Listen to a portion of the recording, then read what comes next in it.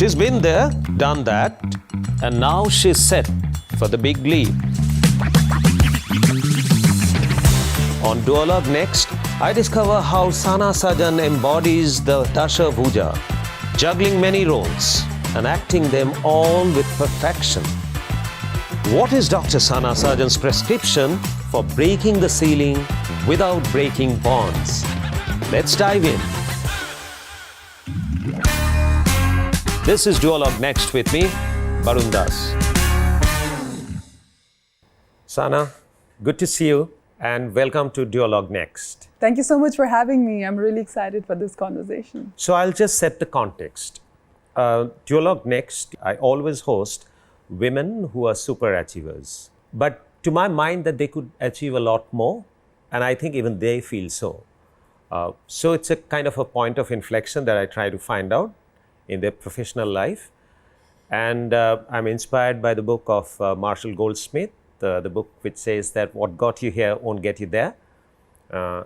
So I try and figure out the learnings of those super achievers and then try and figure out that what are they thinking about their career next. I like how you start this conversation, although if it's about super achievers, I don't know what I'm doing here because there are miles literally to go before I sleep. And yeah, but you're right, there's a lot that I want to do and intend to do.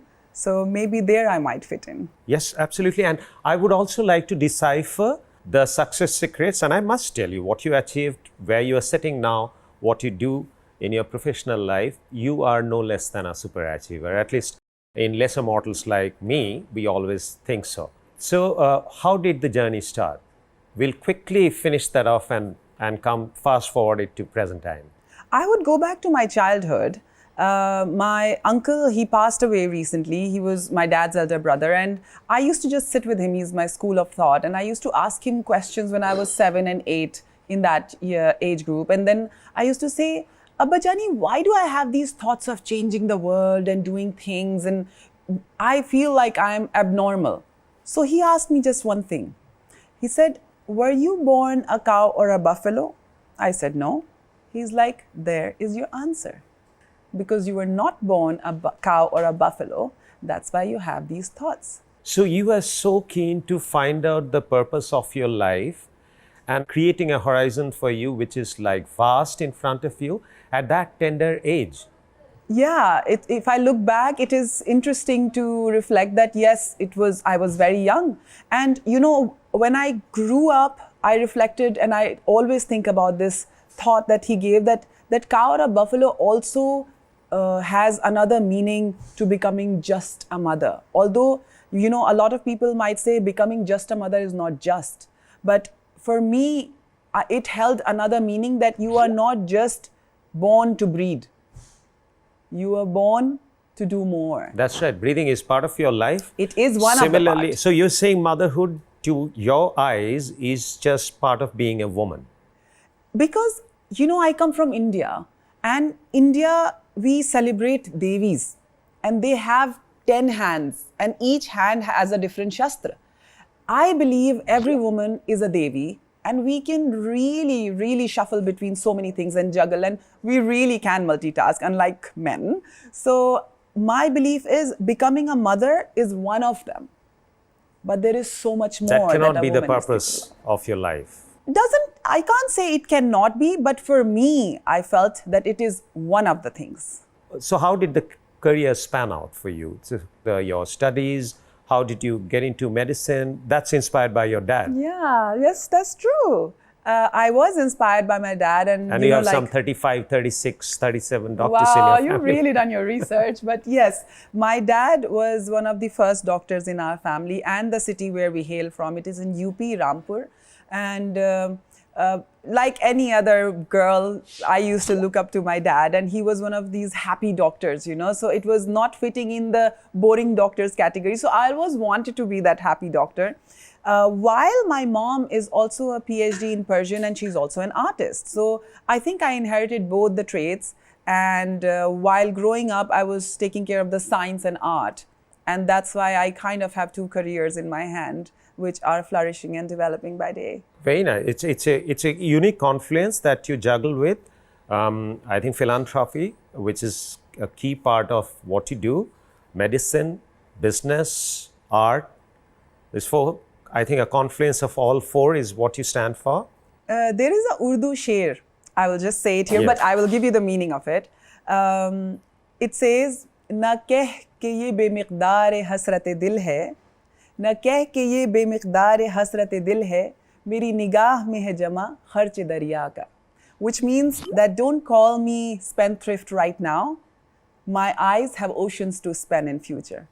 So yes, it looks like that I do a lot of things, but there is so much more to do, and why not? Brilliant, absolutely. It's an academic discussion.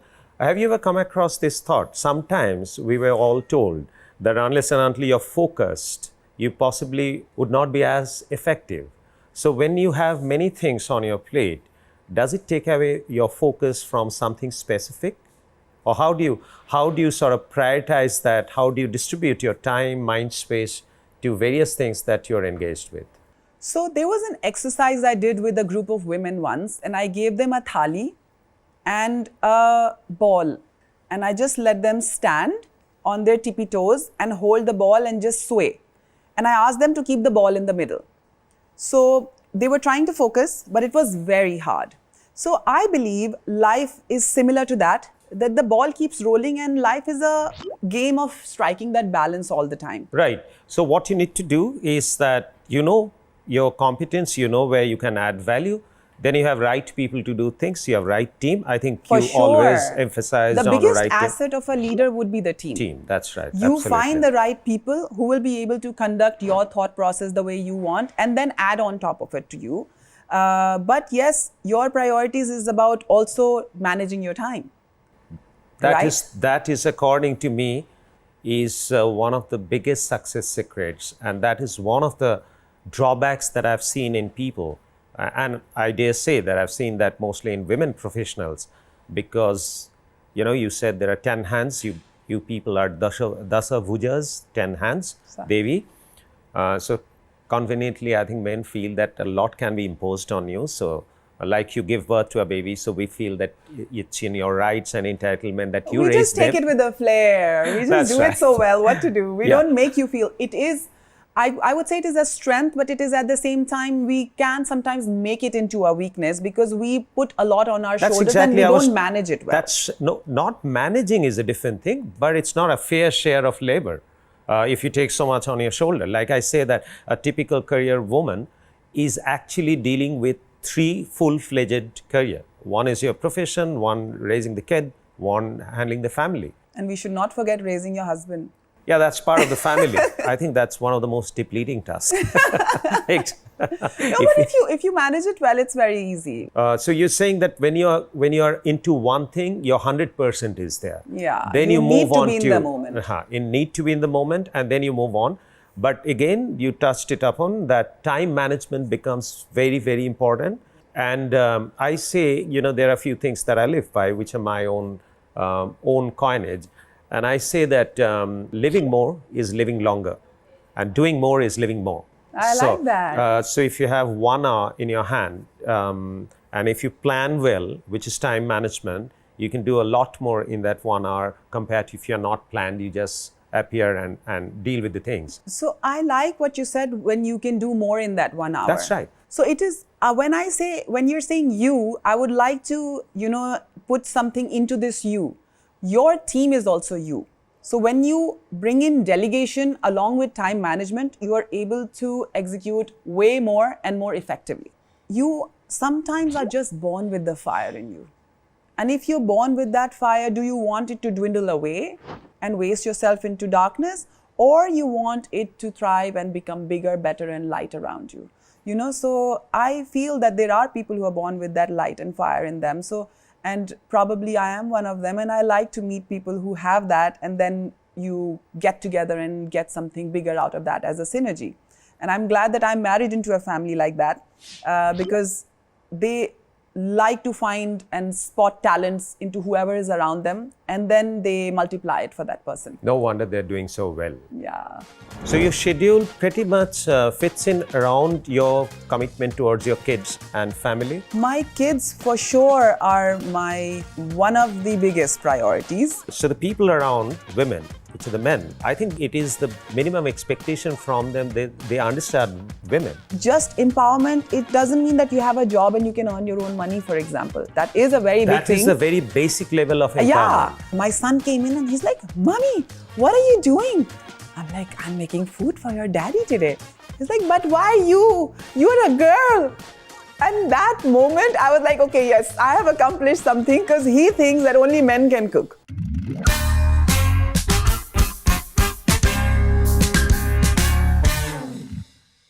Now, so this restlessness of yours that you say, typically what's a day like for you? Typically, what is a day like? So I wake up early because I want to go wake up my kids for their school, get them ready. So there are 3 of them. So 2 boys, they're together. And then once they're ready and off to their breakfast table, I go to my daughter because she wakes up a little later, half an hour. And then I wake her up, put her on the breakfast table, send them off to school, come back to wake up my husband. And then we get ready. Kid. And then we get ready and, get together with our dadi and mom, dad for a quick breakfast. And if there is any update, daily we have some discussion. We have that update or some fun or laugh, and then we say, okay, goodbye, and then we are all off to work. And once the work is complete for me, usually after 5, I start ticking in my head, because that's when my kids are free, because they are done with their school and they're also done with their extracurricular activities. So as a mother, my mother starts talking in my head after 5 o'clock, and I rush back home, and then I spend that time with the kids. I play with them and whatever activity I want to do. And by the time it's 7:30, Adil is about to come home. Usually he comes like 7:30. So that half an hour which we get, which is from 7:30 to 8, because kids sleep at 8, and I'm very army-like in my time. If this is to be done at this time, it is done. So we all respect that. We make sure that half an hour is real quality time with daddy and mommy and the kids, and they have a good time, and then they are off to sleep, and after that we are off to party. Because the social life is also important. You have friends who look up to you, who want you to be a part of their happiness and difficult times, if there are any, hopefully not. But yeah, we're there for our friends as well. Is it fair to say that so your schedule pretty much fits in around your commitment towards your kids and family? My kids for sure are one of the biggest priorities. Emotionally, they are my top priority, but otherwise, my husband, my parents-in-law, my parents, my kids, this is family-wise. And then there is also, if I go to career, then it has another window, right? So they're all different priorities. So I want to do justice when I am with the kids, and I want to, put my day plan in such a way that everyone gets that justice. So it's, as again, repeatedly you're saying, you plan it well, manage your time well. You can pack in as much as you can. Like in my case, I keep saying that, as you said, delegation, like we now have 7 channels. Yeah. And I always feel that you add another 70 channels, I can still run it, because you have with to the have right people. Yeah, it always has to be right people, because as a leader, there hardly anything that we do. And I keep saying that as a leader, there are only 3 things, and the list is more or less exhaustive for me. That we take decisions, because that's the buck stop at us.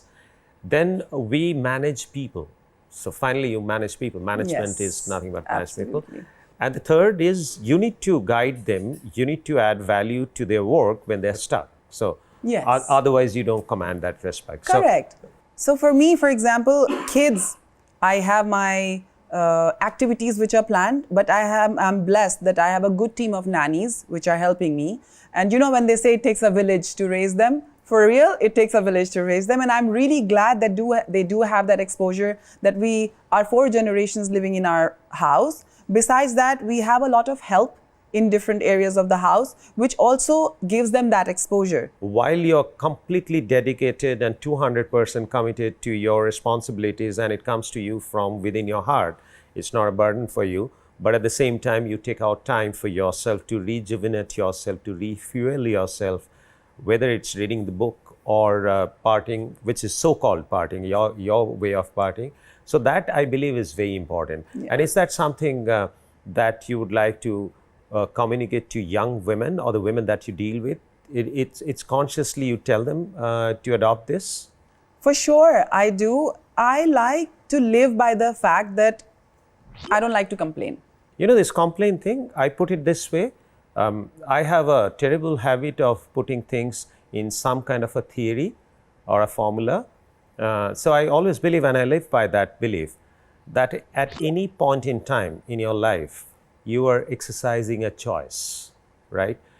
And therefore, anything happening now is as per your choice. Yeah, and the thing is, it is very easy to go down that spiral because it's human and we are human, and I live in active mode. So if there is something going which is against my liking, how much can I brood upon it and can I fix it? Yeah, that's right. I mean, if I say that don't complain, eliminate it. Yeah. Who asked you to stay with it? Correct. Just eliminate it and move forward. So my thought here is, there is a problem, you find a solution, but girls who have that fire in them, sometimes they just want to talk about it, लेकिन वो बहुत छोटी होती हैं कभी-कभी उम्र में. उनके पास, they don't have all the tools to solve that, which probably I was when I was in my teens. So in that time, I had a diary, and I still have that. I have a few journals, and one of them, I used to list all the things that I want to do. And so far, I think I might have completed 90% of those things, because from that mind and age bracket, what I could think, I was writing it down, and I used to accomplish those bucket list things with time. I always tell those little girls when I meet them in schools or in colleges who have that little fire in them, that wait and keep this as one of the things, and don't let it perish as a thought. You will accomplish it one day. So the people around women, which are the men, I think it is the minimum expectation from them. They understand women, because that's going to happen. That's happening every month, every 28 days. So why getting surprised every time? And then I don't feel complicated. I feel delicate, and anything precious becomes delicate. Like the diamond that you're wearing is far more delicate than the stable. So that needs far greater care. So that's the way I think women also should feel. And I think they should demand that. What's their fair share? Sometimes women, I feel, they're too accommodative, too apologetic. I don't think that they're doing good to themselves. I agree. This is a segment where we can look into. So certain women, which I am in together with, they are not coming in that segment. So these questions comes a lot with that part of the women, that, Sana, you keep talking about women empowerment. Look at us, we're all empowered women. But the thing is, we are not talking about you, girl. We're talking about a very large segment of women who do need empowerment. And empowerment comes in different shapes and sizes and faces. Just empowerment, it doesn't mean that you have a job and you can earn your own money, for example. That is a very big thing. That is a very basic level of empowerment. Yeah, but there is so much more and layers to it. Absolutely. The world's oldest democracy still doesn't have a woman head of states. So there's a lot to cover. Therefore, everybody needs to work on it. And to my mind, those women are the primary target audience who should understand that women empowerment is a very, very important stuff. Very, very critical. Because if they don't understand, their daughters won't understand, and so on and so forth. And the sons. We must not forget the sons. Absolutely. For me, for example, my two boys, I have to make sure not just my daughter has to be empowered, but my sons need to know that they need to empower women around them, while being empowered themselves. It is about having that balance, because men don't need to be disempowered on that, if that's the right word here, but at the same time, you need to empower women around you. So one of the moments I felt that I have done a good job so far is that one day it was a nice weekend, and I was cooking biryani for my family, and my son came in and he's like, "Mommy, what are you doing?" I'm like, "I'm making food for your daddy today." He's like, "But why you? You're a girl."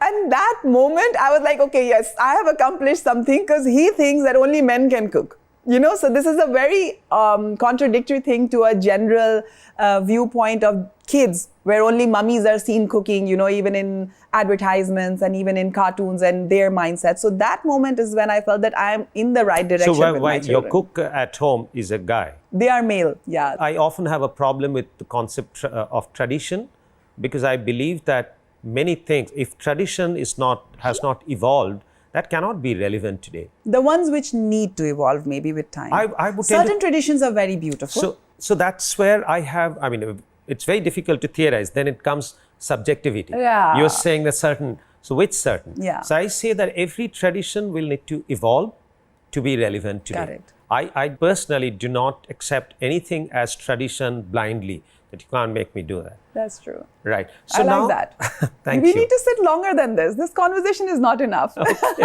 All right.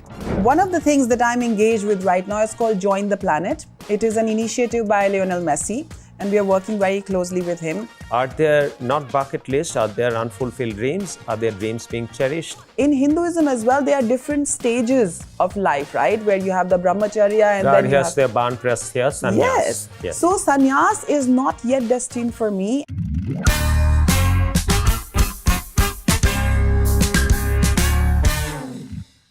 So now, coming back where you are now, and then where do you want to go? Are there not bucket lists? Are there unfulfilled dreams? Are there dreams being cherished, nurtured, and being prepared? You're taking guard, and you're going for the next big leap? So, I like where I stand today, because recently I've had a little time to be able to reflect on to what I have done in my life. But now I'm also looking at a very big ocean to be covered, literally ocean, because it's just so vast, because now it's not just me, but also my family along with me. And in family, I'm supporting my father-in-law and emotionally supporting my mother-in-law, my husband, and my kids, who have to bring them with the right values to make them right kind of human beings according to at least whatever knowledge I have, while making them successful and happy with themselves and content. It's such a challenging task, but it will come with time. At the same time, I am always a believer, wherever you stand in the moment, you need to have two emotions. One is contentment and one is ambition. So I'm very content with whatever I have achieved, if I have achieved anything, and I'm really looking forward to tomorrow. So I get it that the whole thing, the whole being of yours is very entangled with your family, with the people around. But anything that you want to do beyond that, any big leap that you wish to take beyond that? Yes, you're because right. the life is short, right? And you're with right. every passing day. Oh, it is so short. It's just surprisingly short. And one of the things that I'm engaged with right now is called Join the Planet. It is an initiative by Lionel Messi, and we are working very closely with him. While he has initiated this where we are clearing up the world of plastics and recycling them and creating memorabilia out of it, and also generating some money out of it and then reinvesting it into the people who are, NGOs around the world. So we've connected with the top kings or queens or the presidents and prime ministers of a few nations at the moment, so that they can cascade it towards the nation, whichever countries they are associated with.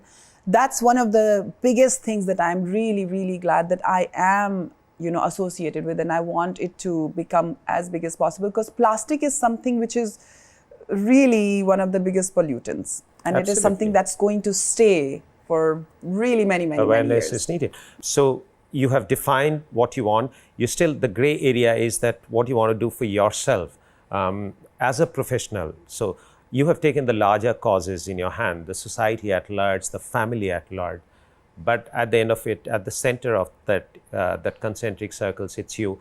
I'm sure that you'll figure that out very soon. Have you seen this movie, the Kung Fu Panda? Yep. Have you seen the third part of it? I think it's the third one. No, third I haven't seen. Where he actually evolves into, when he goes into a yin-yang and he's rotating, and then he becomes a ball of fire, which is like light. Yes. So that yin-yang, and so I think it was 10 years ago where I was in a mental state of mind where I would have shaved my head and gone to Dharamsala. Just before you got married, right? Just before I got married. Yeah. And then Adil just came and swept me off that. And in that moment, I realized that in my head, I am already there.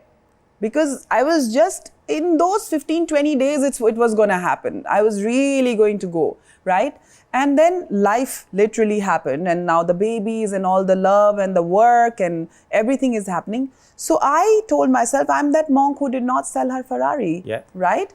And I don't have to, because in Hinduism as well, there are different stages of life, right? Where you have the brahmacharya and then you have... Banprasya, sannyas. Yes. So sannyas is not yet destined for me. And mentally, even if I'm detached and completely there, but I need to cover this part. So and rightfully so. Very, very glad to hear that. And I'm sure that the kind of clarity that you have, that solution or the direction would surface soon in your mind. Yeah. And as you said that you let it simmer, and you're actually living what you say. So let it simmer. Yeah. It'll emerge, and I'm sure that you would reach greater heights going forward. As far as you're concerned, you've been a great woman in the family. You've been a great citizen in the society. Thank you. I'm sure for yourself also something greater is and waiting coming out there. back to the light of the yin yang, we all need to have that light in us and radiate it to the people around us. कभी-कभी आप अपनी खुशी बांटते हैं तो दूसरे भी खुश होते हैं, और आप अपनी रोशनी बांटते हैं तो दूसरे की जिंदगी में भी रोशनी आती है. So I believe that it is important to spread that happiness what you have, and I am in that state of mind. Sana, it has been an amazing experience talking to you, but I don't think we are done. This is not done. This is not done because there are a lot of mutual learning. I'm sure that with my age and experience, I could add to your learning, and I'm very much sure that the same is true for you. I wish to learn many things about life and profession and success from you. We'll take it up off stage sometime. I'm really looking forward to that, and thank you for having me here. Thanks a lot, sir.